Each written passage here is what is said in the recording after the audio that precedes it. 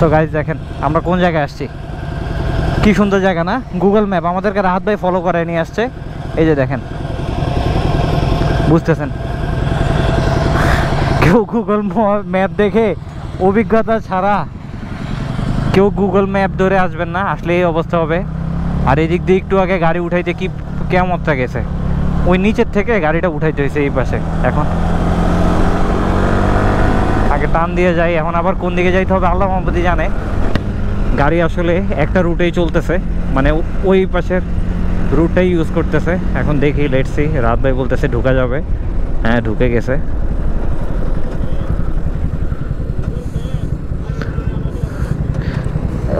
গাড়ি এসে তো আমারই দিবে উড়ে, হেরা হইলো ফাও ফাও জায়গা সেফলি, আর আমি পড়ি শেষের দিকে।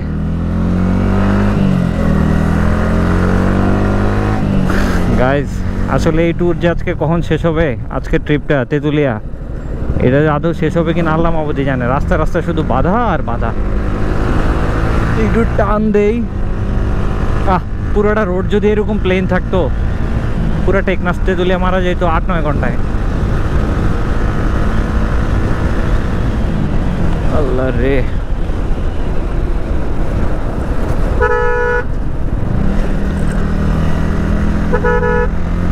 যাক অবশেষে গুগল ম্যাপ বাদ দিয়ে নিজেদের উপস্থিত বুদ্ধি দিয়ে, নিজেদের বুদ্ধি দিয়ে এই পাশ দিয়ে আসায় অ্যাটলিস্ট আসতে পারছি, নয়তো ওই পাশে পড়ে থাকা লাগতো।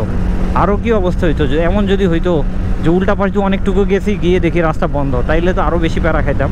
বাট না, অল্পতে। I'm on your back, bro. আসে আসে,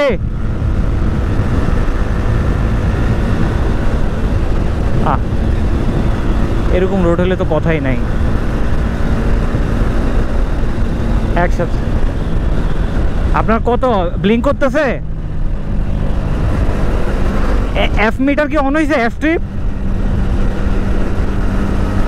তোর মিয়া কি কয় না। আচ্ছা যাক, সামনের পাম্প থেকেই নিয়ে নেই, রিস্ক না নেই।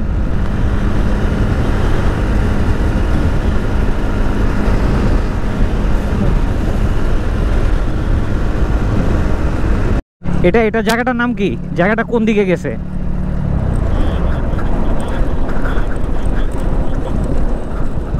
ওকে, আস্তে আস্তে আসেন, বেশি বাজে অবস্থা। বাদ দেন।